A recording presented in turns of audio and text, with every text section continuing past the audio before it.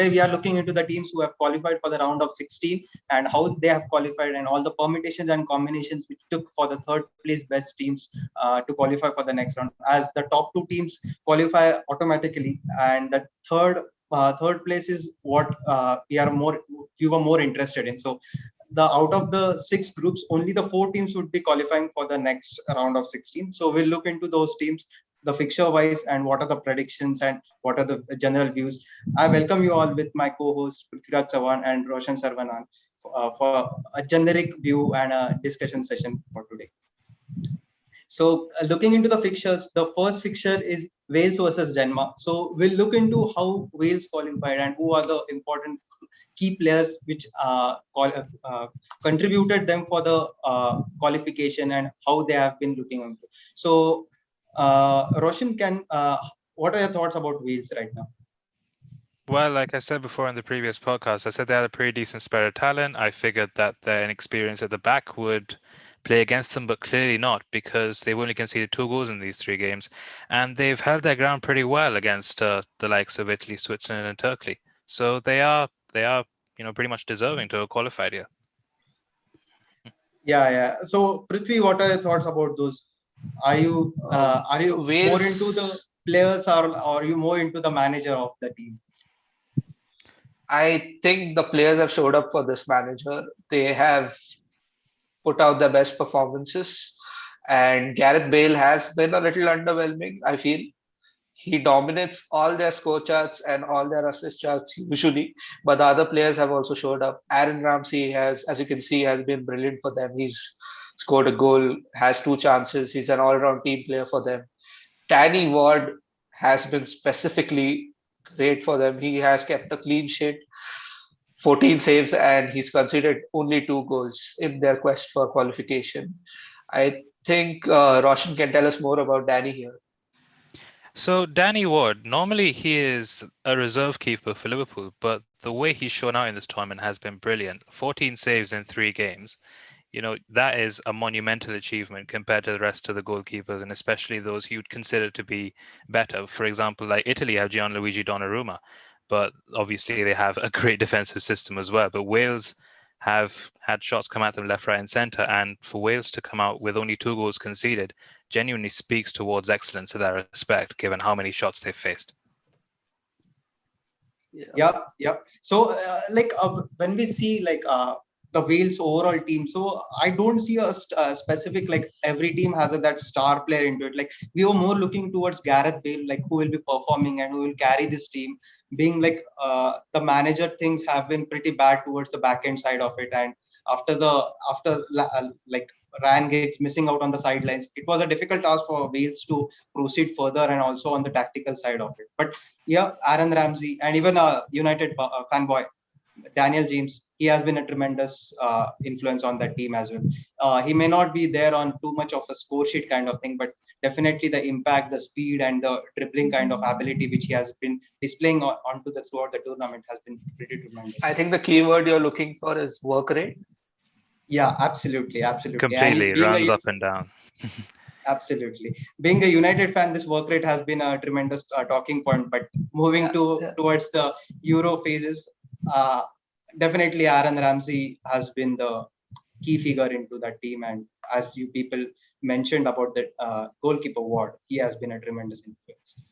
So looking into the opposition, Denmark. So Denmark is pretty like a we can say up and down kind of a team. Like they have been good, and specifically the star players which we'll be looking into that. But what are your thoughts about the qualification, Prithvi? I think after what happened to Christian Eriksen, them making it to the second place in Group B was phenomenal for them.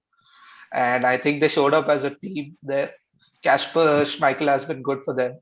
He's made some brilliant saves for them. And overall, their performance has been based on team play, and they did really good. I think the way they started the game against Belgium, nobody expected that. And Absolutely. Belgium were really lucky to have Kevin De Bruyne to come on and win the game for them. But they deserve something out of that game, I feel. And they were phenomenal against Russia. They played really well. Absolutely. Yeah, so looking into the team, there are no surprises to what two names you will be looking around. The first is definitely my one of the favorites, Joachim Meile, and the second is Pierre-Emerick Højbjerg. So, what are your thoughts, Roshan, about those two? Like, what do you feel? Well, you highlighted it in the previous podcast when we did our predictions. Myla, he's one of your favorites, and it's no surprise why. He's been everywhere up and down that left wing. 18 ball recoveries at 6 per game. That's a fair bit more than the defensive average of 4.5 throughout the whole tournament. He's been pretty good when it comes to his passing and his crossing. He's a favored free kick taker. He's taken 7 free kicks across the 3 group stage games. He's even contributed with a goal as well, and he's had 7 shots, 4 of which are on target. And his dribbling aspect has been unreal as well, like 5 per game when you consider the overall defensive average to be 0.4 across the tournament. That speaks to someone who is incredibly proficient on the ball and someone who likes to cover distance as well. In fact, he's covered over 10 kilometers per game. So he is an incredibly hard worker, really versatile, and certainly a remarkable asset to this Denmark team in the sea of Absolutely. really they've got talent across the place, and he stood out really well. Yeah. And what are thoughts like PC about the CDM which we are looking onto the screen? Absolute. I glass think of Højbjerg that. has the most number of tackles made in the midfield in Premier League this season. He's been phenomenal for Spurs. He carried that into his Denmark stint in the Euros. He has had 3 assists, 15 ball recoveries, 2 interceptions, and block shots too. So Yeah. he's been phenomenal. And ever since the absence of Christian Eriksen, he's been playing ahead too. He has covered the entirety of the pitch. His work rate has been phenomenal. He's a very big player for them. He wins the ball in the midfield. He carries the ball ahead. He creates for them. He's an all-rounder for them, and very important in the next game against Wales. Yeah, absolutely. And when it comes to the Danes, Roshan, would you like to speak about the person which they are missing out around? Yeah, Christian Eriksen. It was a really tragic incident that happened. I don't think anyone expected it. I was actually out of the shops, and I'd just come back to watch the live stream when that incident happened, and I couldn't believe my eyes. But truly, a remarkable credit to Denmark, the team spirit that they showed. Simon Kjær, the captain, Kasper Schmeichel, they took the lead, and I think they were And really, even the oppositions, they came up with the flag to cover the things yeah, up for the they did. avoiding the cameras and media stuff, right? Exactly. They must have been incredibly grateful for that gesture. And I think ever since then, Denmark have had their backs to the wall. In fact, they had lost the game against Finland. Couldn't do anything about that. It was really unfortunate. And of course, they had a great start against Belgium. Obviously, Kevin De Bruyne, like Privat said, came on, changed the game. And all of a sudden, they had to face history to qualify for the next round. In fact, they are now officially the first team in Euros history to lose both of their opening group stage games and still qualify with that victory against Russia. An That incredible is some achievement, kind of a an stat. incredible victory, and also they were healthy when it came to goal difference as well. And definitely So, the captain has been leading from the front. oh, they're back. Simon Kjær, Yeah, yeah, brilliant you can say defender. that.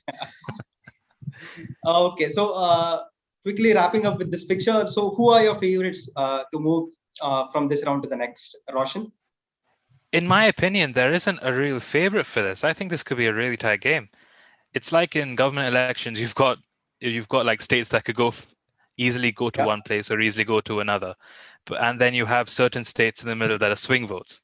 So if you could vote for them 51 to 49, and they would easily go through. And I feel like it's going to be one of those. It's going to be one of those 51-49 sort of games, and I feel like Denmark have a slight advantage. I feel purely okay. because of I their mean, overall if team spirit. Gareth Bell shows up this time, it's He's hard to say certainly a that. player to watch. He is certainly a player to watch in the next round. They need He, him. They I think he need him in these. has really big game. He has a really big game experience with Real Madrid. All those UCL finals and the games he's won for them. I feel if Gareth Bale shows up, Wales go through. Or I think Denmark doesn't. For me. My money is completely on Wales because I'm a big fan of Gareth Bale. Definitely, United fan boy has some reservation. So Daniel James is also there. Of So course, it'd I'm be going good to for see Wales. Daniel James progress. Yeah, yeah. Absolutely. So moving on to the next fixture, which will be Italy versus Austria.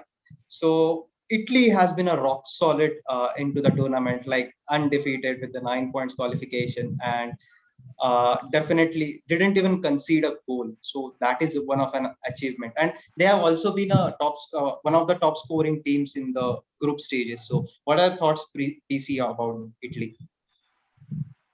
I mean, 0 goals considered in the group stage of Euros. It's a big deal for them. And they've been solid at the back. Nobody really expected the kind of attacking prowess they showed. If you look at all the pre-tournament chatter on Twitter or anything, it was about Italy being solid at the back, but not they won't progress ahead much. And they've proved us wrong. They've scored 7 goals. Absolutely. Lorenzo And Insigne has been phenomenal for them. And the audacity for the manager to shuffle the squad around in the last game. I mean, he's used 25 players. yeah, So yeah, there's a fun fact here. In the 1990 World Cup, Roberto Mancini was an unused player throughout the tournament, and Didn't he play a did not single want that minute. to happen. So oh, that he is did kind of that a stat. gesture in the final game of Italy. He substituted Gigi Donnarumma and put on Sirigu so he could get in some minutes in the tournament. I think that was really great. And the final game, of course, marked the return of Marco Verratti for them. Yeah, That guy just outdid every other midfielder for Italy in just that single game. He had 5 tackles, he had an assist. He could have had 2 if Pessina had scored the second one, but he just missed that one. But he was phenomenal. He was all over the pitch for them. He was creating chances. He was making interceptions. He was all over the place. And I feel Manuel Locatelli has been a key player for them. But you could come on, see he's Marco more than a Verratti key player, starting for right? them. So he's more than a Yeah, key player, right? So because yeah, uh, the name has been pretty much been getting famous just before the tournament because of the last season, how he performed in the league stages and also. So being United fan, like we miss out this jigsaw puzzle from our team is kind of a thing, a player which we require actually. But looking into his performance into this tournament, it's absolutely phenomenal. Like there is no other word to describe that kind of impact which a player can have, and at that age. So mainly now, like being like this strong to moving on to the other side. So Austria we'll be talking about. So what are your thoughts, Roshan, on Austria? Austria, I don't really have many thoughts about, I'll be honest with you. Like, I think we did expect the likes of, David Alaba and Marcel Sabitzer, my bad. Alaba and Sabitzer, we expected them to take charge. Alaba has definitely done really well, obviously. Sabitzer, not so much. But for them to qualify in second place in that kind of group, especially like behind the big favorites of Netherlands, it's a solid achievement from them. But Yeah, against Italy, they face a huge task. They face a huge definitely. task. And like talking about the impact, and we come up with the two names which has been the spotlight for them. And it's very rare for teams to be having the star players into their backline, because like being a like football addicts, we generally look out for goals or like who is assisting and towards the other side of the football pitch. But when it comes to the backline, these two have been tremendous impact for them. So the first is very popular and who moved recently to Real Madrid. So that is David Alaba. So he has played almost, I guess, 3 entire matches. So he has also had 2 assists.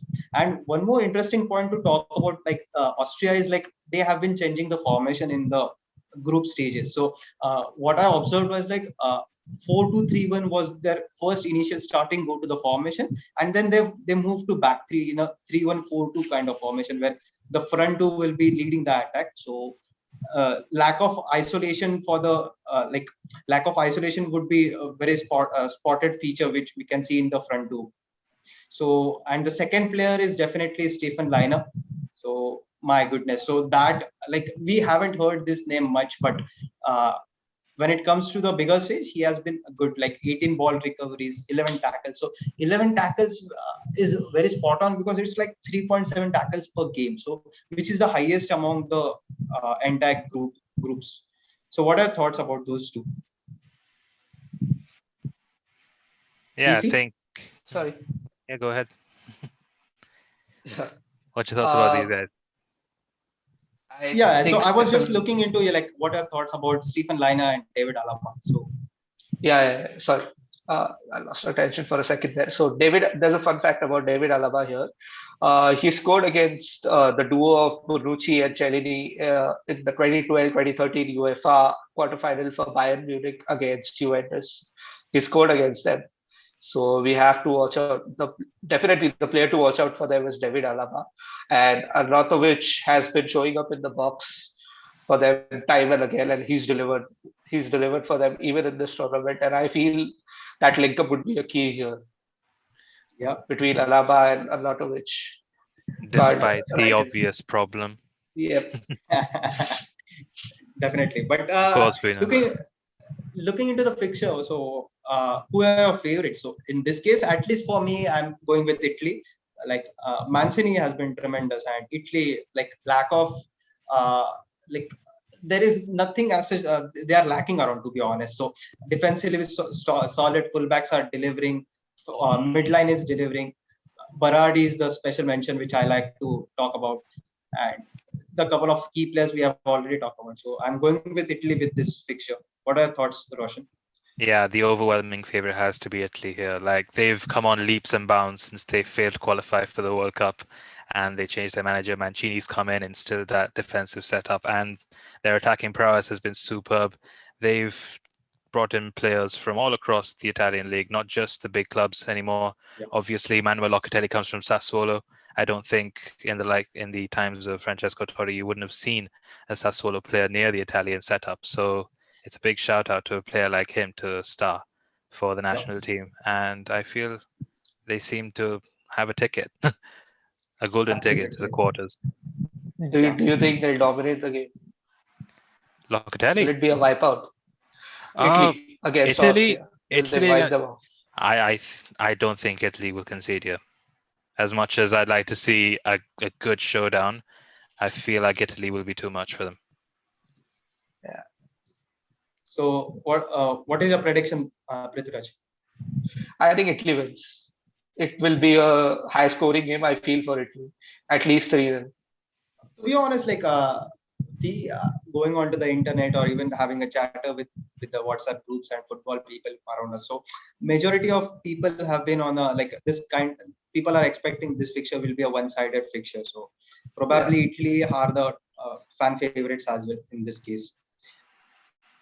So moving on to the next fixture, which is Netherlands versus Czech Republic. So Netherlands has been a team to be talked about. So what are your thoughts, PC, on that? So Oh, man. They're the highest scoring side in the tournament till now. 8 goals scored and 2 goals conceded, 9 points top of the group. I think they dominated their group and they were to face Czech Republic, which is the lowest ranked side in the tournament. I think this is going to be a rather dominating display by Netherlands, and they're just in amazing form. Gini Wijnaldum has been amazing for them. He's just a different player for Netherlands. He's not that protecting midfielder, or he will show up as the number 10. He will show up in the box. He does everything for them, and he's been phenomenal for them. More than Memphis Depay, I feel Gini Wijnaldum is the key for Netherlands in this fixture, and he's going to score some goals for you. Netherlands are going to cruise through this fixture, and as you can see, their key players are Memphis Depay and Jorginho Wijnaldum. Depay has scored 2 goals, 2 assists, 3.7 attempts per match, and Gini has 3 goals, 3.3 attempts per match. That just says it all there. 2 of their key players. And another notable mention I would like to say is Dumfries for them. From the back, he scored 2 goals for a full back. That's really great. Definitely. And one name which I like to have a mention about like and ask Roshan about it. Like Donny Malen, what are your thoughts about that? Daniel Malen, PSV forward, very young, very, very highly rated. And in the times when, they start with Depay and Weghorst from Wolfsburg up front. And when they need that little bit of injection of pace, they don't look for Luke de Jong from Sevilla. Instead, they go for their younger option. And Malen has been brilliant for them as well. He's contributed well in attack. I think he's gotten a couple of assists as well. But it's the unpredictability which he brings to the front line, which I think has made him a quite popular choice for Frank de Boer, especially considering the fact that he's changed up in his formation. I think this five at the back, which he's tried, it's something slightly new. I think he had a bit of a trouble with it when it came to the friendlies, and people didn't think that it was going to work out so well. But to see Netherlands blaze this group apart has been a brilliant vindication of his decision. And who knows, Netherlands may just do really well here. I think they've gotten an easy side of the bracket as well. It could be a clean way through to the semi-finals if they beat the Czech Republic. Yeah, like as you mentioned, but even many questions were raised against the manager and the tactics he has been deployed, but they have been pretty good, to be honest, because top scoring team, considering the group was pretty much considerate, but still they have been showing dominating performances as well, right? So they did have a bit of a scare against Ukraine as well, didn't they? They were leading 2-0, and then Ukraine fought back. Yarmolenko and Yaremchuk did really well there. But, Netherlands saw it through, and then they got past Austria and North Macedonia with ease. Yeah, absolutely. But talking about this fixture, so I on the prediction side of it, I'll definitely go with Netherlands because they look to be a dominating side, and Czech hasn't been that great. But looking into the Czech Republic team, they have been pretty not like we cannot say great or this, but they have been the third as a third place team into the table, and they qualified as the the last four teams from the best third place team. So looking into the players, what are thoughts about those players, Roshan? Well, I think we highlighted a few of their players before because they were the only ones that could be highlighted. We've got Patrick Schick up on the board here. He was thoroughly expected to lead from the front, and that brace that he pulled off was unreal against, it was Scotland, wasn't it? The brace against Scotland, that long ranger. I think it's probably the furthest goal that anyone scored in European champs history. It was remarkable. That put him on the map. And then can we just say that it is the goal of the tournament as of now? I think we can fix it. I think Luka Modric strike comes. That's very close. Modric, that outside curler comes very close, but I think still Patrick Schick. Because the presence and the positioning of the goalkeeper and taking the ambitious shot it's quite a difficult task, and from the outside point of view, like goalkeeper positioning and all the technicalities behind it look to be like questionable, but still you cannot deny the quality of the goal. Exactly. You can't fault the awareness. Like we've seen it over the years as Manchester United fans. We've seen it from David Beckham. We've seen it from Wayne Rooney. All of them, like they displayed incredible awareness to see the goalkeeper off the line, and Patrick Schick did exactly the same. And as far as the other player on the board is concerned, Thomas Vaclik, I think he's been quite important as well. Some of the saves that he's pulled off, they have definitely helped in the defensive side of things to help the goal difference just as much to edge out as a best third place finisher. So they do deserve to qualify, but they have an incredibly tough opponent in the Netherlands who seem to be taking zero prisoners at the moment. And they are, it's kind of like no shit given, like we are here to win, we are winning it, and that's all what it matters for Netherlands is kind of the attitude they're maintaining. Very ruthless. Absolutely. Ruthless is the word which I was looking for. So, I guess we are on the same page with this fixture being Netherlands the favorites to qualify, right? Yeah, Definitely. Pretty much. I think it's a clean sweep. Absolutely. Okay, so moving on to the next fixture, we are talking about the one of the most interesting fixture in the round of 16, which is Belgium versus Portugal. So actually, like there will be a fan, like when we consider who will win and who will not, like there will be varied opinions of this fixture, because both the teams are pretty much strong, and they have the like every team have their upper hand specifically. But looking into the teams, we'll look into Belgium first. So, what are your thoughts about Belgium, Roshan? Belgium coming off that World Cup 3 years ago, I think they laid down the gauntlet as one of the teams to watch in further competitions. They've been established since as the number one team in the FIFA rankings, so people know what to look out for. There's talent all over that pitch, and they've showed it tonight. Well, not tonight, but they've showed it across all these nights regarding the European qualification, like the Group B. They've won every game, they've topped the group. It's been pretty smooth sailing for them, apart from that scare against Denmark in the first half when they didn't expect, such a great opposition, but they got one of their star players up and the tide changed from there. Yeah, absolutely.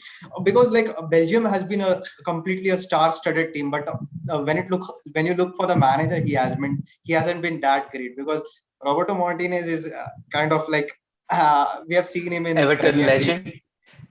I think people Uh, underestimate him because of that reason. People say that, oh, he's just been for Wigan, he's just been for Everton.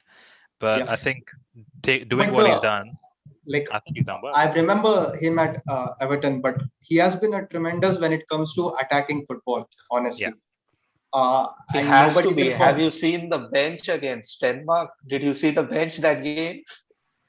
absolutely, absolutely. And Ridiculous. when you talk about like team quality team, that we definitely will not forget the Nasser Chadli goal, if you Oh my people God. recall. That was remarkable. That counter-attacking speed was unreal. And it was a kind of a heartbreak that time. But coming back to the Euro, so uh, talking about the players to look out for actually is definitely our ex-United player Romelu Lukaku. 3 goals, man, and we always have been talking about the first touch, which he has been lacking. But if you want to have a striker into the box with a supplier like Kevin De Bruyne, is definitely Lukaku to look out for. What are your thoughts about that, Prithvi? I think Lukaku has been phenomenal for them. He's the top scorer. He's a different beast for Belgium. And he will show up in the box, tremendous power. He will put his back against the defense and win the ball, keep the ball. He'll do everything for them. He's a really good shout for winning them this match. And yeah, He, definitely. if he is on target, he doesn't miss. Belgium have a chance in there, and obviously we have Kevin De Bruyne alongside Oh him to man, create. I mean, what? sure, he can miss 2 out of 3 goals, but then Kevin De Bruyne is he's an Goals Yes, come assist like secondary generating to him. machine. Goals come secondary to Kevin De Bruyne. It's about what happens It's in the end. about absolutely. He knows I It's exactly mean, what's more. going on. 2 assists in less than 140 minutes played is phenomenal. It's just amazing for him. It's like 1.5 That's a match, goal. to be honest. Like 4 goal contribution. It's like 1 goal plus like 3, like 1 goal and 2 assists. Like my bad. Like it's 3 goal contribution in less than 3 hours. So it's 1 goal contribution per 45 minutes. So it's Pretty tremendous, much. man. Pretty much. I don't think there's a better record you can have. Absolutely. And we have seen him week in and week out into the Premier League, and how he has been impacting the game and all over the teams. So looking into the I opposite. think by his standards, though, Kevin De Bruyne probably had a slightly underwhelming season, but he still came away with, I think it was like the Yep. PFA Men's Player of the Year. So it worked out for him in the end. Yeah, it was like more of like injury this time around, which kept him outside. But he definitely came back pretty much strong at the end. They ended up winning the title. He ended up being a key player anyway. So Yeah, and even also got a new contract. yeah. What is it? 400K a week now? Something like that. Yeah, it's around Fully 400. deserved. I don't think I mean, a there's a player player like in the him, Premier League. you don't think twice before giving them a big contract. Exactly. It's just Absolutely, amazing. absolutely. And एक moving तो on to हमारे their पास भी है, but yeah. But that's for another day. That's for another day. Absolutely. Yeah. Looking into the opposition, a big name up there. Like, what are your thoughts, PC, about those? Ronaldo ka team. Yeah. That's Pretty much Portugal. people sum it up like it's not Portugal, it's Ronaldo FC. I mean, honestly, they did well in the group of death, man. I mean, the stumble against Hungary was the game against France was really good for them. I know, I mean, they scored from 2 penalties, but it was a really good game and they finished third. It's fine. And Yeah. like our ex-manager Jose Mourinho has said, like Bruno Fernandes hasn't shown up. I mean, he was a bit extreme in his criticism, of course, but I think Bruno would be key in these games. I think Bruno will show up now. No, it's more Cristiano about like, Ronaldo has, yeah, I think Ronaldo scored all their goals, right? He scored 5 out of that 7. So 5 he out is of the 7. Yeah. he is the tournament top scorer. Yeah. Even if you consider his penalties, he scored 3, which Three is three pens, right? overall the Yeah. second best. Yeah. Yeah. Definitely. But yeah, to be honest, like you told, like Jose Mourinho has pointed out about Bruno Fernandes. Like I definitely in our previous podcast we definitely talk about the manager and the tactics about him, right? So I feel a little bit lagging there as well. So Bruno is kind of a player who likes to be there in the attacking half, who likes to run down the pitch for 90 minutes. He wants the ball throughout the time, but considering the player around him, specifically Diogo Jota, so I have Exactly. few The question reservations. is, has he been getting the ball enough in those areas? Absolutely, that's the point where I was coming to. So Diogo Jota hasn't been that supportive to Bruno Fernandes because, like, if you see the opening match, he could have easily got a couple of assists there, and he could Yeah, have he been. missed a few. I think everyone in Portugal was frustrated at Diogo Jota in that game. Yeah. So like talking about Jota, so I don't preferably like to talk about Liverpool players, but specifically, he has been a tremendous influence. Honestly, he did miss a couple of chances. He did miss the second pre-assist kind of thing to Bruno, but yeah, you cannot deny the quality he has been offering to the team. He still has been pretty good, exactly. Yeah, So he'll definitely so be someone who will want to make his mark in a game like this because Belgium are a team that they've got everything going for them. So yeah, Portugal, absolutely. even with the amount of attacking talent they have, Portugal may still be seen as the slight underdogs in this fixture. Yeah, So Do they you will honestly, guys need. think it'll be a repeat of like how Portugal won in 2016? Like they will sit back against Belgium and wait for it to go into extra time and eventually score and win.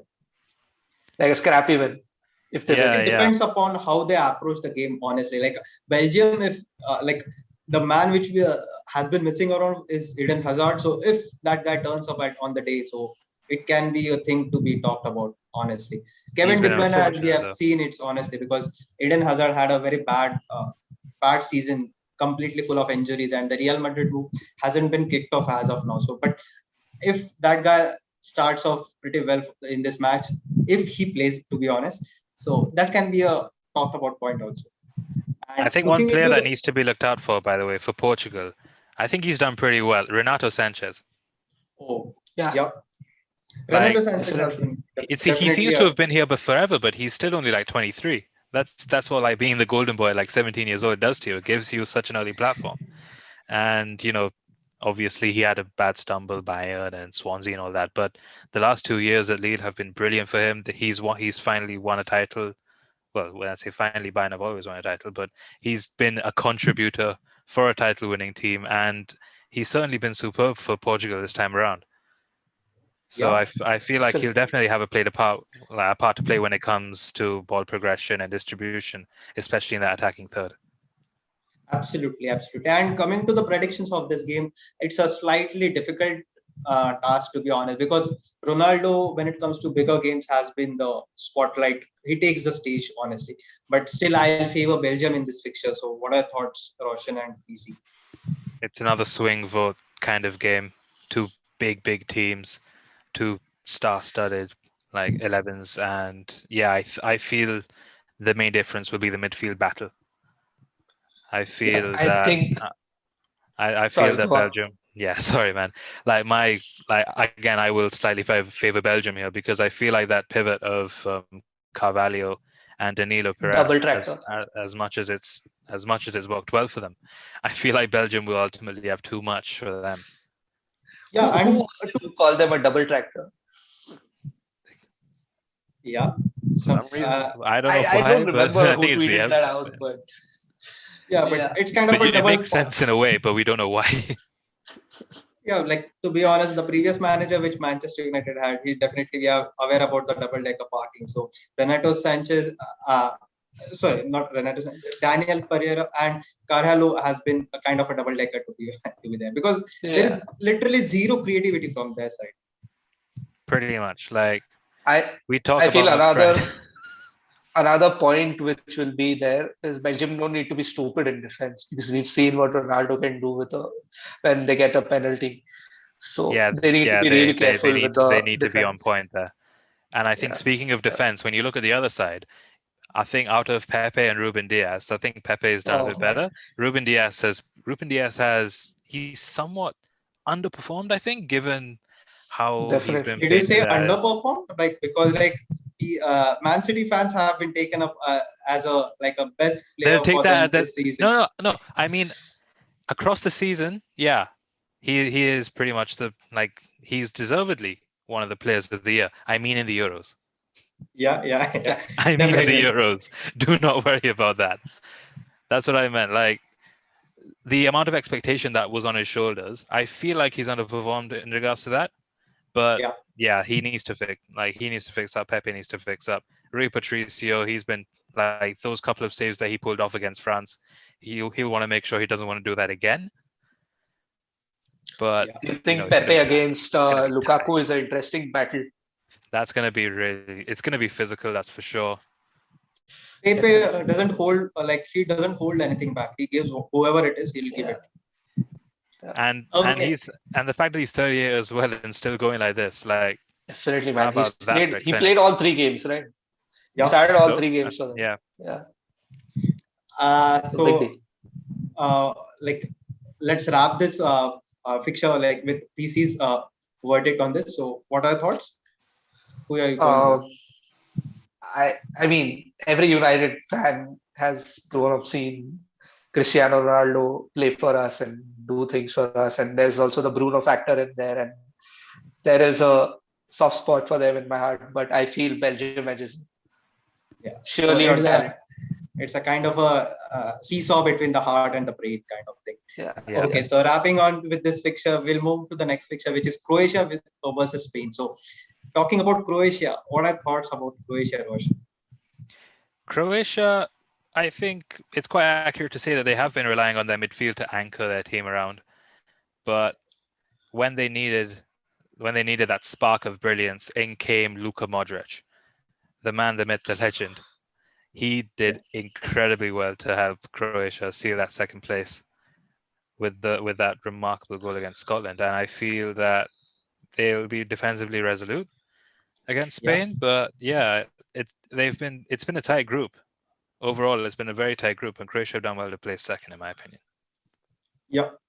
And to be honest, like this group, like we have seen like Scott McTominay was there in Scotland, and we also were hoping like at least they'll qualify for the third spot. But this was a pretty crunch group, more than what we expected, honestly, at the start of the last podcast. I think Scotland are just really unlucky at this point. I think they need to give up a bit of hope right now, Yeah. because like if the Czech Republic are going to do you like that, then Yeah. my God, you've got something to fix up on. Obviously, we've got Manchester United now with Scott McTominay and everything like that. But I think, especially since I'm living in England, there's such a huge rivalry between England and Scotland. Even though Scotland aren't on the level, but when they meet, it's fireworks. It's fireworks. Absolutely. Obviously, the game in question, the 0-0 draw, didn't exactly show as much fireworks as we needed. But trust me, the rivalry is always there. It didn't do justice, to be honest, what you're It talking really about. didn't. It didn't do justice exactly. Okay, but talking about Croatia, the two key players what I like to highlight is Luka Modric and Ivan Perisic. So my goodness, so Perisic, being a United fan, so he was being chased out for one season, man. But I still have that nightmares of him being on the wings at that left side. But talking for this on another day, we'll look into his stats, what he Yeah. has done in this tournament. So 2 goals and one assist. So that has been a pretty good contribution considering the player of his caliber. And the second name is definitely Luka Modric. So 3 games and completely at that age, he didn't it didn't even feel like he has the numbers which are there. So age is just a number, is completely justified there. Especially where Ivan Perisic is concerned, I feel like he becomes a different player when he pulls on the Croatia jersey. I think he plays for Inter, doesn't he? But whichever club he plays for, I feel like he's very understated for some reason. But when he pulls on that Croatia jersey, something different happens to him. Like that solo goal which he pulled off was unbelievably good. Yeah. And he's definitely got that in his locker, and I feel like he'll want to show it off this time, coming through. Yeah. And moving on to the other side of this fixture, so Spain. So it's been a talking point, honestly, when it comes to the Ever since the game squad they are announced. playing. Absolutely. So what are your thoughts, PC, on this? I think Spain and Croatia both got in through on the last day of the fixtures. I think they have underperformed. Like you can see, your man Alvaro Morata has really underperformed for them. He missed some crucial chances for them, and it shouldn't have Did been you a say struggle for crucial them. chances? He did miss the penalty on the last match day. Yeah, he did that too. Morata missed a penalty then. Gerard Moreno missed the penalty before. Like they just don't seem to have the luck from the spot right now. And I guess there was some stat going around onto the social media, like about they missing out on last 5 or 6 penalties on the trot. 5 penalties in a row they've missed. So I the don't know crazy what it thing, is. the crazy thing about this fixture is none of the strikers are in form. Gerard Moreno has hit a little bit of a form, but Croatia, Ante Rebic and Kramaric haven't showed up. They had phenomenal seasons for their clubs, but they have failed to show up for Croatia. I think Rebic had 11 goals and 4 assists in 27 games for AC Milan, and Kramaric had 28 games for Hoffenheim, 20 goals and 5 assists. So they're really struggling in that front, Croatia, and even Spain. Morata hasn't showed up for them, and Moreno has shown some spark, but not will enough that to be lead the enough line. for Spain? Yeah. So it's Yeah. about which midfielder scores first, I guess. Honestly, the thing is though, in their last game, it all came together finally for them. And how? Like it was a 5-goal 5-0. demolishing. it was a typical Spanish football. Honestly, Yeah, tiki-taka very I've been much. I seeing. think from that one Ferran Torres goal, we just expected it to be complete domination. Absolutely. And talking about the couple of names into this, like it has been a varied performance for Spain. Like so, there is no specific player to talk about. But when it comes to having a key moments, Dani Olmo and Jordi Alba have definitely been players to look out for. So not much into the games like many goals or kind of recoveries or in the defensive stat or on the attacking side. But yeah, as you can see on the screen, like couple of few key stats have been displayed. So we can say, and Alba being a regular name onto that Spanish lineup, he has done pretty decent, and he definitely played all the 3 matches. And Olmo is definitely a player we'll be looking around for the future. And I feel like almost started to show that little Spanish spark that was needed throughout the group progression. I think in that second game he did pretty well when it came to actually imposing the ball, and then finally it all came together for the rest of the team. So I think in part they have Olmo to thank. Obviously Alba has been unreal. Like God knows how long he's been playing for Spain, but he just seems to continue that quality from the left-hand side, whether it be in defense with the 19 ball recoveries in 3 games or with the attack. I think he's contributed as well with an assist.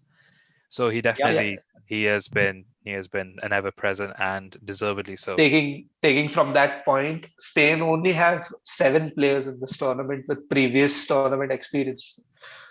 And exactly. they're a pretty Enrique young side. shuffled this up. Shuffled up hugely. I mean, it was ballsy to just take 24 instead of 26 in the first place. Yeah, that's true.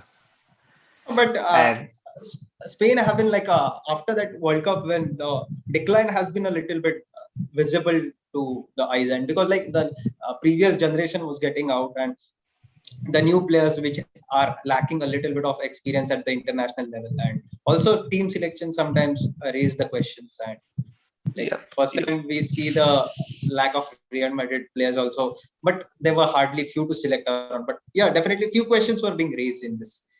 So moving on to this fixture, so I'll definitely favor Spain, honestly, because a little soft spot for a couple of players inside the new prodigies, honestly. There's one fella who hasn't gotten a game yet in the sticks, who we really would like to see. Please, Enrique. I don't think he definitely, starts. I don't think he starts. It's unfortunate for him, but there's that's a another day. cool stat about the Ferran Torres goal. It was the fastest goal ever by a substitute for Spain. Oh in the yeah, tournament. yeah, that's true. Yeah. That's true. His first touch as well coming off that brilliant team move. Gerard Moreno has 2 assists. Not bad. Yeah, Moreno Fair needs to hit enough. the net. Yeah. He needs to lead the line. I think. I feel like with Spain, with Alvaro Morata especially, I feel like it's a huge mental block with him. We've seen it with Morata. We've seen it with Werner. Like at Manchester United, we've seen it with Martial. I think Moreno should start the game instead of Morata. No, I still favor, to be honest, Morata. It's not more about Euro fantasy, honestly, but it's more about like the history of the player, and experience talks a lot when it comes to a bigger stage, honestly. And Morata has been good for Juventus previously. He did had a pretty bad season with couple of loans, and then Chelsea, and then moving back to the Spanish league, and then Italian league. So it has been an up and down season for him as well. But I'll definitely favor him in the front of the group. That's fair. And with a quick no thought about it, who are the teams you're going for? Just a one word answer I want. No thoughts.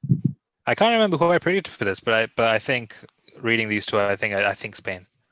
Okay. PC? Yeah, me too, Spain. But it's pretty close, I feel. I think it's kind of close. It'll be closer than people think. I mean, if Rebic and Kramaric, if they start and they show up for Croatia, then it's a definitely. It's those wingers that are going to be important, Perisic and Rebic, for sure. Fair enough. Moving on to the next fixture, the big guns, the France are facing the Swiss. So it is France versus Switzerland. So it's a kind of a one-sided picture, I feel, where France will be dominating the game. Yeah, definitely we saw like some hiccups into the group stages against Portugal and even Hungary. Hungary was actually a team to we underestimated. They surprised us a lot. They got draws against France and Germany, who are like miles ahead of them. Even Germany, with their relative inexperience, they're miles ahead of what Hungary would be expecting. But they took the lead. They took the lead, didn't they? Yeah, they took the lead against Germany and gave them a right shock. So credit to them for not just being here to make up the numbers. I think they've done their country proud, and are possibly the only thing that could make their country proud at the moment. Yeah. This was like these two fixtures were there on the last day, and so match day 3 was made so interesting at the end. It was a constant back and forth between those two matches. Yeah, there was an image, but this group delivered.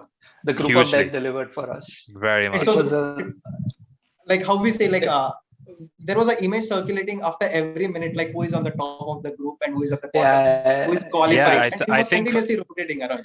I think France, it was either France or Portugal, but I think it was Portugal. At one point, they were at every single position in the group. Yeah. when it came to the progressions of the matches. The first spot was only once only Portugal came at the top. Rest of the time it was always France. But talking about France, like it's a kind of a big team. Like every position has that quality of squad depth. And looking into the key players, so PC, what are your thoughts about those? I mean, Paul Pogba for France has been he's a different player, completely different player. I mean, people will say he has Kante beside him and it's all him, but you've seen all the heat maps, you've seen everything. The work rate has been phenomenal from him. He's played almost all the 3 games. He has assists, 5 attempts, 7 ball recoveries, and 7 tackles. Now, this is something really important here. 7 tackles. He's playing all over the pitch for them. He's been really, really great for them.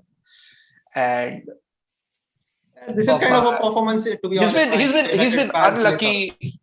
He's been unlucky in terms of the assists and the goals, but I don't think that's going to be. Positions, Yeah. Again, honestly, like if you just check out the last match which Paul Pogba delivered, so he had a 97% pass accuracy, and honestly, having 11 long balls into the match and 97% accuracy is just insane. That's an That alien level of passing range. that absolutely talks about the quality of the player of caliber of Paul Pogba. Being like I have been a pretty critic about Paul Pogba when it comes to the club level, but when it comes to France, he doesn't hold back. He delivers. He 100% delivers, and he has been the vocal person which is required into that dressing room, and he delivered it this time as well. So, and the next name we are looking out for that Karim Benzema. So Very, very interesting return to international football from him after how long has it been? 7 years? It's yeah, been a that was hell the of a long last. time seeing him. But Yeah, he's shown up. He's damn well shown up at the front. yeah. So pretty like I have been a pretty tremendous fan of Karim Benzema because if you genuinely speak like Cristiano Ronaldo rarely appreciates a player when he plays around with him. So he rates Karim Benzema so high that like it definitely talks about his quality and how much he offers to the team. And he has been carrying Real Madrid after since Cristiano Ronaldo left. And it's kind of like he is not much talked about, but still he has been I rated think he must be tremendously high. I think he must be the most underrated elite level player in history. Yeah.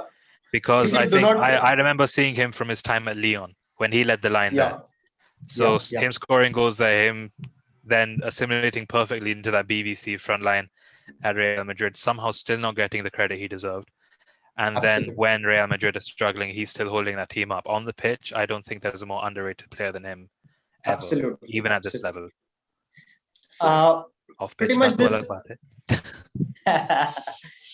but looking into this fixture onto the other side, we have Switzerland. So there are a couple of recognitions which I'll be talking about Switzerland. So main man which I'll take up is you'll definitely hate me for that is Xherdan Shaqiri, but man, too Let's good. take He let has been. let's take Manchester United bias out of the Oh, thing here, out of the argument whatsoever. Whatever you think about him playing for Liverpool or whatever, you cannot deny that Xherdan Shaqiri is one of the main men for Switzerland.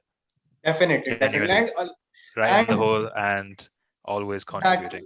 that left foot is gifted. To be honest, there is no It's other word lethal. to It's talk lethal about. when he wants it to be. Yeah, When he wants, definitely. he scores on will. He's kind of a player who plays on mood, kind of thing. pretty Honestly, much. And you were talking about fantasy football just a bit before. I'd like to add that I captained this guy in the last game week when he pulled off oh, that unreal brace against That, Turkey. yep, that he really definitely showed up is in that game. 26 point worth of a limitless kind of thing, right? I was 1 point away from 100, bro. I'm never gonna forget that in my life. Never gonna forget that in my life. But genuinely, Absolutely. Shaqiri has been leading from the front for his nation, especially behind the likes of Haris Sefrovic and Breel Mbolo. That's a very good strike force for them. That front three is brilliant. So they've done well. They've done well. And talking about this, the other name will wrap up with his name, like Breel Embolo. So he has been pretty decent. Has been the name talked about like couple of years when he was a rising prodigy and was almost been qualified as a one decade, but he definitely didn't make the list. But yeah, one goal scored and decent performance to move around with. So with this fixture, I guess we three will be on the same page I think we all as agree. we all agree that France will be the team moving France ahead. are unbeaten in the last 7 encounters against Switzerland, There you and go To be then. The honest, they've record kept speaks France for itself. this 4 clean sheets in that. And there's nothing much in this picture. And The record speaks for itself. It's going to be a pretty easy one for to be France. honest, when it comes to France, we do not even require a record to be talked about. It's just the player quality and what is we the have is the seen. depth is the depth in the squad. The Like, Absolutely, second team could beat half of the teams in this tournament, to be yeah, fair. absolutely, definitely, easily, definitely. easily. I And think the only selection issue they would have is Luca Dean versus Hernandez as left back. That's the only spot that's not fixed for the game. I feel I think because we'll have to see. Dinia, for some reason, he had that injury issue in the last game as well. I yeah, don't know what Yeah, happened with that. Like, he seemed to be but he has okay. He been came the back onto the similar pitch. career at Everton also, right? Because he has been in and out of that squad also. Yeah, even though he is still like when he's fit, he is definitely one of the best left backs in the league. It's just that he's not had the fitness to show that, in my opinion. Absolutely, absolutely. Okay, so moving on to the next fixture, we'll be talking about the one of the most awaited fixture, and the one which Roshan will be definitely looking out for is England versus Germany. So, what are your thoughts about that? And specifically, manager, the team selection, and definitely you know what I'm talking about. The man who's Yeah, been missing yeah, on to the that's right. one thing that we're gonna get to But just a little bit.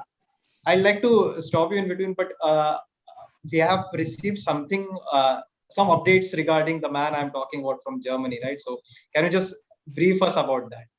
Well, someone with a connection to both England and Germany. We're talking about Jadon Sancho, the Dortmund winger. Finally, it seems we could have a conclusion to the saga because there's a German journalist here, Manuel Veth. For some reason, he seems to have a bit of an agenda against the English sides when it comes to talking about them.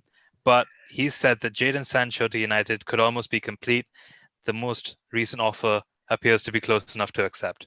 So Yeah, hopefully, we finally have a conclusion to the saga. Manuel Veth yeah, because says it could be over. because it has been the couple of the people who we trust upon, the Fabrizio Romano and couple of more people who have been pretty decent sources to trust upon. But We're just waiting for those please, three words from Romano. Those three absolutely. words. That is the three magical words which we dream about. Every football fan dreams about, and especially Man United. It's been going for a year and a half, man. We need this done. We need this This done. should be done. This should be done. But talking about that lad, he hasn't been playing into the team, and questionable selection, to be honest, because like that team definitely can score more than one goal per match. Come on, I cannot. It's a bit unusual. It's a bit unusual because he definitely seems to be focusing on more than on one side than on the other. He seems to be playing quite pragmatically, Gareth Southgate. In fact, England have scored only 2 goals in the entire group stage. And yet, with that record, with the defensive record, they haven't conceded at all. So I think that's going to be the main focus for Gareth Southgate moving forward, especially Yeah, with a team like Germany on the side with their attacking talent. But we all know that England can do so much better. We all know that England can, if they want to take charge of the game, we know they have the players to do so. We know that there's a squad balance to do so. But in the group stages, like I said before, it was incredibly tight. Like they've had 2-1 victories against Croatia and the Czech Republic, and of course that goalless draw against Scotland. Even with the amount of excitement towards all three of these games, the conclusions have been pretty tepid. But the main thing that matters is England have gone through with their 4-3-3 formation, 2 wins, 1 draw, 0 losses, 7 points, top of the group. That's all they care about right now.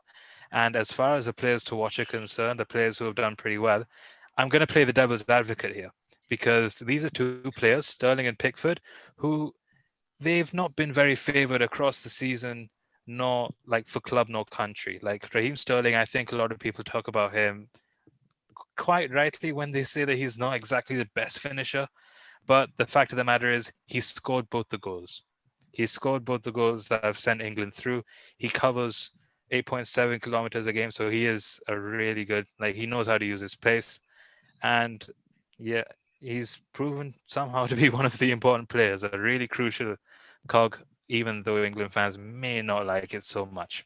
And as for the other important player, I feel like Jordan Pickford definitely should get a shout out because even with this defensive setup that England seem to have, with such pragmatism that Southgate seems to implement, you can't drop your focus when you do let a shot like go past your defense. And I feel like Jordan Pickford's come up with a couple of really good saves. He saved a couple of good ones against Scotland. And I think against, it was Suchek, I think, in the Czech Republic match, he came up with a brilliant diving save. yeah, So I feel like these two, even though they've not been very well favored, they've been important to Southgate. And in the end, that's what matters. yeah, yeah. I have been always critical about the manager and the selection, but honestly, one good thing is like the goals haven't been that fluid when it comes to the defensive side. So they have been pretty good at the back, like solid, I can say. But I still definitely we have talked about two players here, but I'll definitely, being a United fan, talk about one player which has been a tremendous influence there as well. The man I'm talking about is Luke Shaw. So, what are your thoughts about that? I think Luke he created the Shaw, most chances, right, in the yeah, group Uh, he's stage. yes. He's tied. Was it Yeah, Shaw? he Was created a that, lot of chances for them. yeah, It was like there. That's like to be honest, not even like I want to talk about stats, but when it comes to a visual test, Luke Shaw has been tremendous because like last season he literally has been a very like it's a completely turnover when Alex Telles landed in Manchester United. So it boosted his confidence. Like there is competition, and so the best came out of him. And also like we have seen him in the past, like the injury and the criticism he has received from the previous manager. So He finally remembered how to overlap. absolutely, absolutely. So his he had a pretty combinations, his overlapping, his chance creations, they've all been brilliant. They've all been brilliant for Manchester United over absolutely. the season. And seeing that carry over to England, it's been great to see. Yeah, I yeah, think in the game against the Czech Republic, we finally got the return of our club captain Harry Maguire, slotted straight into yeah, that straight back into that centre back position, and it's like they didn't even. It's like he wasn't even gone. The yeah, way he yeah, defended and also his ball progression, a couple of brilliant line breaking passes he gave. There was one that went straight to Harry Kane throughout the broke the entire midfield. yeah. Unfortunately, that didn't result in a goal. That was Thomas Vaclik, a guy we highlighted for the Czech Republic. He came out with a great save. But yeah, like Shaw and Maguire, these are two players we love from Manchester United, and it's great to see them, ball out for England right now. So they're going to be important Absolutely. as well. Yeah, yeah. And like moving on to the other side of the fixture, like it's Germany we are talking about. Like This is Joachim, this is one that's completely full of history. This fixture, both in and out of the pitch. pretty much I would not to talk about the off-pitch things to be honest. Exactly. I'm just I putting would that out definitely there. I'm not just want putting to it out there. be seen behind the bars, honestly. So, like talking about this, like Germany is like we have seen years in and out with Joachim Low, definitely starting off with the young squad and then delivering a couple of things. And like people are very critic about him being like there since for many years and still not winning the trophies. But when it comes to an international level competition, the competitions are very less. Like hardly we see a couple of cups which are being played, like World Cup and Euro. These are the like two big things which the manager would like to have on their profiles or something kind of. But There are very few being it chances for one manager to stand out amongst all the rest. absolutely, and it's very rare at international stages for a manager to stay for so long, honestly. So, and I definitely rate that guy because he didn't have his club level influence, but at international level, what he has been doing has been tremendous. And uh, when they won the World Cup, so it was kind of a transition phase which they are looking at because a couple of big names, especially Miroslav Klose, left the team, and then it was kind of a thing which they had to rebuild upon. But looking into the upcoming thing, Hansi Flick has been confirmed as a manager who will be taking up the Yeah. international squad, and definitely I'll be looking up to the Germans because that machine will definitely get started under him. I feel like he's the perfect choice to take over from Joachim Low, considering what he's done with Bayern Munich.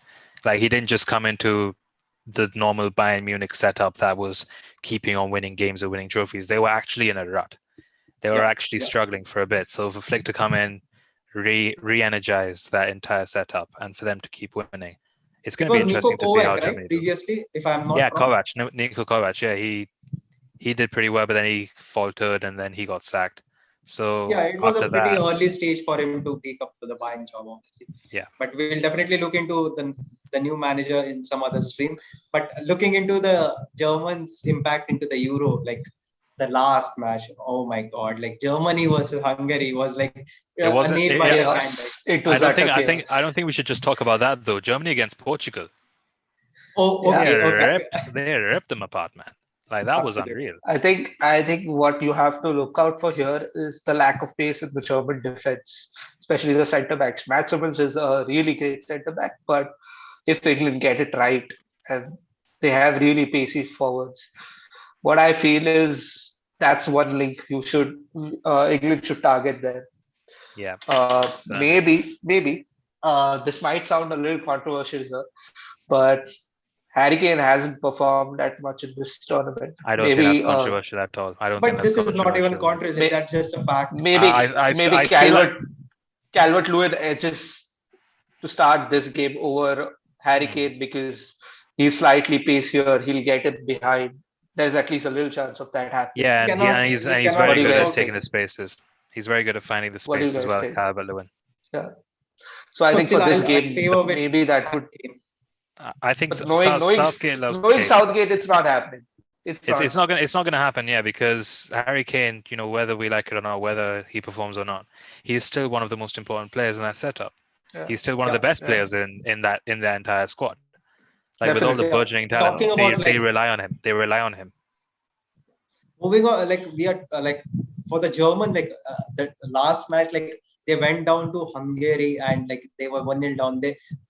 It took a little bit of time for that engine to get started, but they came up with a 1-1 and immediately they considered with a goal. And at the end At of the the day, kickoff, they qualify. after At the end of the day, it was a qualification for them still. yeah, they But sorted it the out. two, They sorted it out. the two names I would like to focus upon when it comes to Germany is firstly is Kai Havertz. Uh, it's a lot to talk about because he came to English Premier League with a big burden over his shoulder with the price tag he got, and also being a wonder kid and getting the praise all over in Germany. So he definitely failed to get adapted to the English conditions at the initial stages under Lampard. But when Tuchel came in, it was completely a different Kai Havertz, which we had been seeing, more of a kind of a drifting towards the right side, more getting into central positions and being a clinical kind of a player in front of the goal. And who will forget the UCL final, honestly? It was that run past Edison that won them the whole thing. Absolutely, Yeah. absolutely. And uh, like, uh, what are your thoughts about PC, the second name onto the screen? What are your thoughts about He just burst onto the scene, didn't he? What a story he's had. that? He's been Absolutely. underrated his whole life, and he's showing what he's made of right now. Goal scored, 2 assists, 3 attempts at goal. It's brilliant, man. He's the one to Absolutely. watch out for Germany. And Definitely. this is coming from left wing back as well. Yeah. Yeah. Normally a defensive position depending on the system, but Gosens has been allowed to fly forward as he has been with Atalanta, a team that continues to defy the odds in Italy, and Gosens is a part of that, and now he's a part of that with Germany as well. As you Absolutely. can see, And he's like he just owns the wing, to be honest. There is no other thing. Like if you remember, like before Sergio Ramos turning into the CB, a kind of the right he back was a role right he back, used to wasn't play. he? He was a right back, exactly. So he used to literally own that kind of a wing. So in this case, like I would definitely look out for Robin Gosens, and pretty much he'll be looking out. Like teams should be looking out for chasing this kind of his signature. And I'm not sure because he I has think been he pretty has much. been in the market. I think he has been looked at in the market. I feel like there are big teams ahead of him. And being I think the Leicester were English linked, Premier weren't League they? follower, Leicester City has been the team which is looking out for him. But we'll see. Like uh, definitely the transfers has been a different topic altogether. But Exactly. into this Yeah. fixture, uh, Roshan might not like my prediction, but I'm going Germany in this case because there is one thing which is not, which doesn't even make sense. But England going out of the round of 16 makes the Jadon Sancho move to be triggered a little faster. Sorry for I that. don't think I don't think it's happening anytime Slightly soon. club over country kind of thing, isn't it?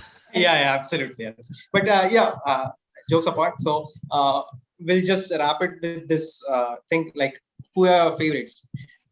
Germany. I want Roshan to keep a stone on his heart and say the answer from the brains. It really is a head over heart kind of question, but my full on opinion is if Southgate doesn't, let the shackles, if he doesn't let go of the shackles, if England aren't allowed to run, then I don't think England find a way through. I genuinely feel like Germany will overpower them in some way or another.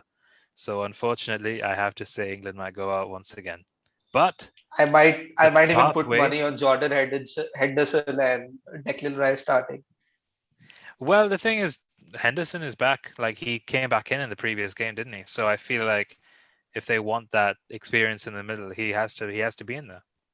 Yep. And moving on to this fixture and coming to the end of the stream with the last fixture of the round of 16, it's Sweden versus Ukraine. So it's been a pretty decent performance, and the name which is popping onto the screen on the first screen, to be honest, Forsberg, he has been tremendous on the last match day for them.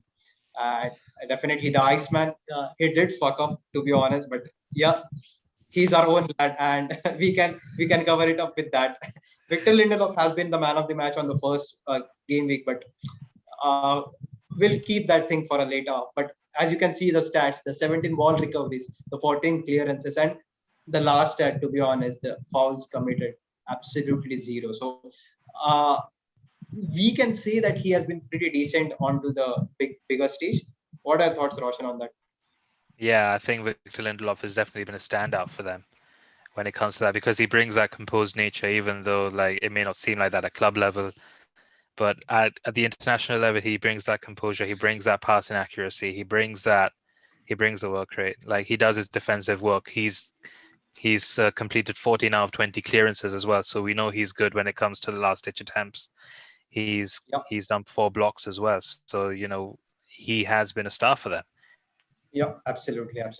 And like the second time which is onto the screen, and oh man, the last game week he has been tremendous. Like a couple of goals, if I'm not wrong, and he was on a hat trick, but he missed the chance to score one. Yeah, Am yeah. I He correct? scored. So He scored that brace exactly.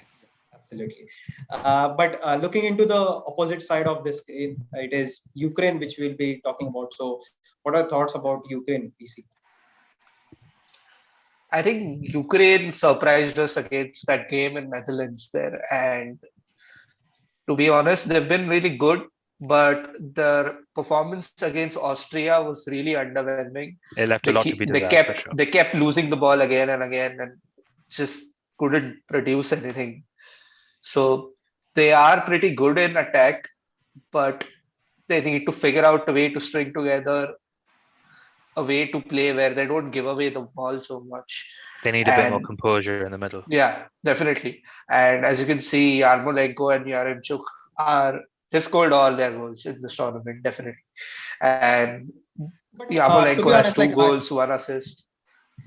yeah, the Yaremchuk stats apart, has but two. one of the like contributor into the team is the Mykola Matvienko. So he has been a pretty solid into the back line because many people have overlooked up because of the Yarmolenko goal or Yaramchuk goal which have been scored. Even like one of the rated player Matviansky, which we talk about in the last stream, but he didn't make such kind of an impact. But definitely, this guy Matvienko has been a rock solid at that back line because They like do have the players. They've got Matvienko, they've got Zinchenko, who can do well all down that left wing. They've got Sigankov, one of the wingers who can make an impact. So there is potential there.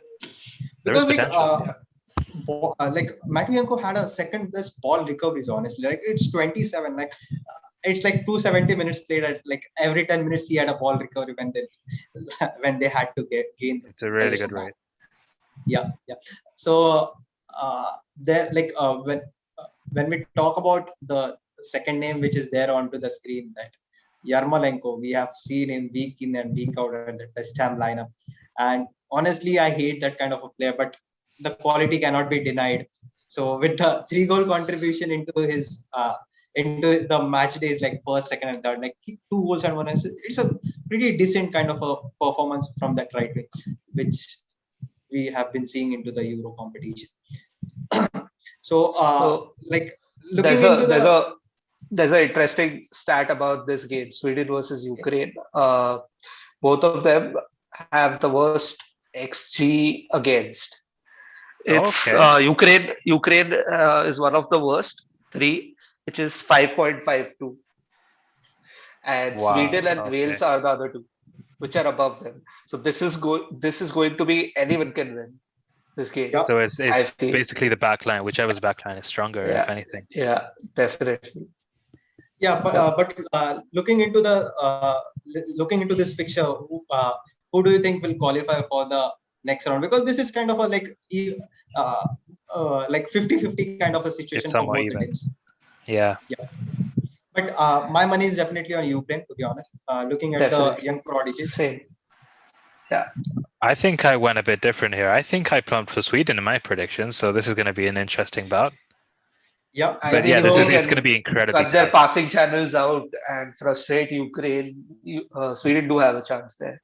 Yeah, certainly, especially with their wide formation. yeah. Hopefully, like you'll have that Iceman scoring the goal with the rare header for Once again, the Sweden. United bias coming through. Definitely, it will definitely pop up in between because the heart says United first, to be honest. Because But like as long as internationally, he doesn't get nutmegged or dribbled past, I'm cool with that too. absolutely, absolutely. So moving on to the next slide, we are just looking into the predictions what Roshan has been making. So he has went for Belgium, Italy, France, Spain, Sweden, Germany, Netherlands, and Denmark. So I'd pretty like you decent. to direct your attention to that right side there. It's a very, very like this is a very lopsided bracket, if anything, that they've Yeah, put up in the yeah. Euros. For the most part, on one side you've got all the heavyweights. For the other side, you've got like you could say the underdogs. So Netherlands, somewhat, you could say they have a free ticket to the semi-final, and I feel whoever wins out of England versus Germany will get there as well. But yeah, But definitely like it has been pretty like left side of the screen where you the predictions goes on, it looks pretty decent, but on the right side it little bit you have covered up your rock over hard kind of situation. So it's I'm unfortunate, still but I feel like it has to be said. absolutely, absolutely. And moving on to the next, like I would like to look into Prithvi's prediction. So he also has went on to the same line onto the left side, which is Belgium, Italy, France, and Spain. And on the right side, it is pretty little. A single point is different. Only That that is Ukraine. Sweden-Ukraine game. Yeah, yeah. And pretty big because being pretty critics about talking pretty critical about football, we keep our heads above the heart, to be honest. So hardly one or two fixtures might have a different opinion, but I think definitely on the right. I've gone against the grain and chosen Ukraine because they're fighters, man. They showed up against Netherlands. They got those 2 goals back. And I feel if they keep attacking the There's still Swedish that side, if they spirit get there. their rhythm right, I feel they have a chance there. Well, if you're talking about the fighting spirit, Sweden, they had a bit of a tough one against Yeah, Poland as they well. even they had They had a bit of a tough one against Poland as well. Lewandowski came up mad, and Yeah, still Sweden managed to get through. we do have pretty balanced games coming up. Exactly. This is It's going to be not a tough that one. clear and through. yeah, yeah, absolutely. And moving on to my predictions. So I'm going with the similar setup, but with a couple of changes. So it is Belgium, Italy, France, and Spain on the left side, which is completely acceptable by both the co-hosts. So, and on the right side, it is Ukraine, Germany, Netherlands, and I razor it is Wales. But I'm definitely going with my lad Daniel James and one of my favorites, Gareth Bale. So uh, with this prediction, I have a couple of things to talk about a couple of names which didn't qualify for the next round, but definitely one of the player which won't be seen on the under the international stage. The man I'm talking about is Goran Pandev. So, do you think like the team will be missing out on him, like because we have seen him for years now and like literally, can I say decades? Yeah, pretty much. Pretty much you could.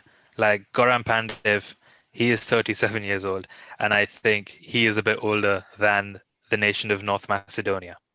So the kind of leadership that he brings, the kind of mentorship that he has towards the younger people of that country, of that squad, of that team, I don't think it's ever going to be the same again without him.